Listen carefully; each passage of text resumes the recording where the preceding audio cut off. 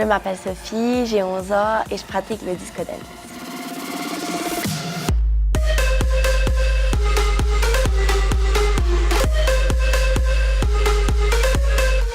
Alliant souplesse, puissance, explosivité et cardio atteignant les 140 battements par minute, la bâticienne Sophie Lejeune est la reine de la disco dance.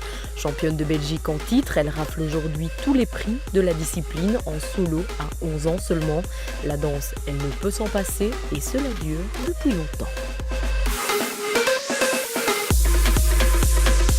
C'est un sport que j'avais déjà vu à la télé, tout ça. Et ma maman m'a mis à la danse. Au début, j'aimais pas trop et puis après, ça a été tout seul.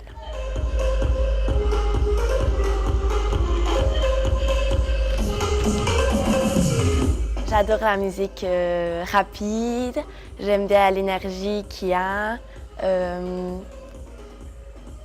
la souplesse que je travaille depuis 5 ans au moins. Et voilà. Déjà dès petite, c'était danser, les rondes à paillettes. Donc j'ai décidé de l'inscrire. Elle a commencé à l'âge de 3 ans. Elle a intégré un team de compétition avec Cassandra à l'âge de 7 ans. Ensuite, elle a décidé de se lancer dans un solo. Et où là, elle a gravé des échelons en faisant des premières places et atteindre la catégorie Advance, qui lui donne le droit de participer au championnat d'Europe ou du monde, comme elle l'a fait en 2017. Sophie est déjà une petite fille qui est très lumineuse, qui est toujours de bonne humeur, avec énormément d'énergie, et c'est quelqu'un qui travaille, qui a toujours eu le goût de travailler, et son travail a toujours payé au final, et c'est pour ça que vous êtes là aujourd'hui.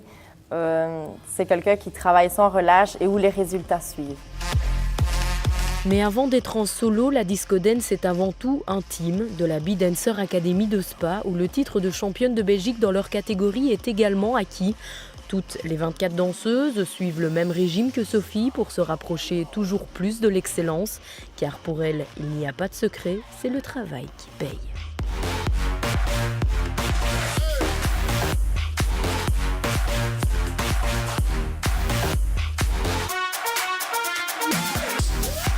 Elles ont plusieurs cours dans la grille horaire. Elles ont 6 heures qui sont obligatoires, notamment un cours de disco dance évidemment, un cours de préparation physique, un cours de freestyle et de souplesse et un cours de classique qui sont obligatoires et qu'elles doivent suivre toutes les semaines et où elles doivent être au top de leur forme pour que leur niveau continue d'évoluer. Le lundi, j'ai un cours, le mardi, j'ai un autre cours, le mercredi aussi, le jeudi aussi, le vendredi aussi. Le samedi, c'est repos parce que souvent, le dimanche, j'ai compétition, donc ça, c'est bien. Et le mardi, je fais souvent mon entraînement solo avec un autre cours aussi après. Ça donne des cours tous les jours, l'école là-dedans. Est-ce que tu arrives à t'en sortir quand même? Oui, je m'en sors très bien, j'ai des super beaux résultats, donc je suis assez contente. C'est juste une question d'organisation. Moi, je joue beaucoup mon journal de classe pour faire des avances pour la semaine parce que vu que je suis tous les jours ici, j'ai pas trop le temps en semaine. Bon, les filles, je pense que vous avez oublié ceci. Une bonne chorégraphie, c'est, selon moi, ne pas savoir où regarder en fait. Avoir plusieurs éléments sur 3 minutes. Et il faut pouvoir la revoir plusieurs fois pour avoir vu l'intégralité en fait. Et beaucoup de déplacements, une belle énergie, pouvoir mettre des filles aussi en avant dans certains sauts et une très bonne rythmique sur la musique.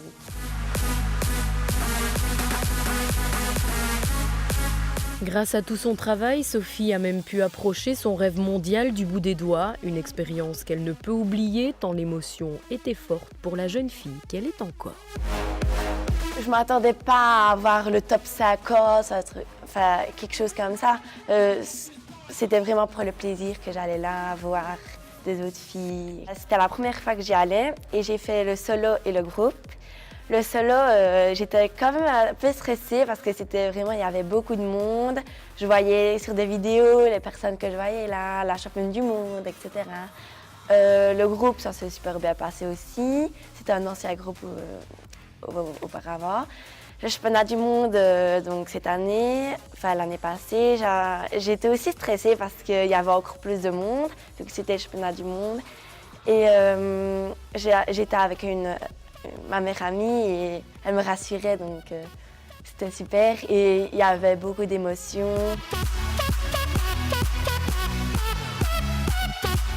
Elle est partie en République tchèque où elle a fait le championnat d'Europe et où elle a fait le championnat du monde. Il faut savoir que c'est un niveau qui est très très haut, c'est très difficile et je pense que pour y arriver, on doit encore intensifier les entraînements. Mais je pense qu'elle a une fatigue aussi musculaire qui est là parce qu'elle enchaîne entre 10 et 15 heures semaine. Mais elle sera capable un jour d'atteindre ses finales au championnat d'Europe et au championnat du monde. Parce qu'il faut savoir qu'à 12 ans, c'est déjà excellent d'être là-bas. Alors, c'est ça le grand objectif avec elle, pouvoir atteindre ces championnats d'Europe et ces championnats du monde? Oui, moi je pense qu'elle est capable d'y arriver, mais il faut beaucoup de travail et vu que c'est quelqu'un qui est déterminé, elle y arrivera.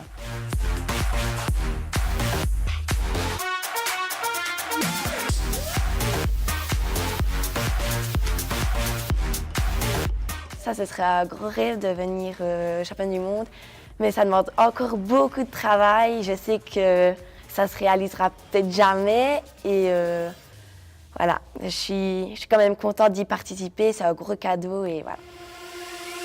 Et à 11 ans, elle a encore toute la vie devant elle pour y arriver.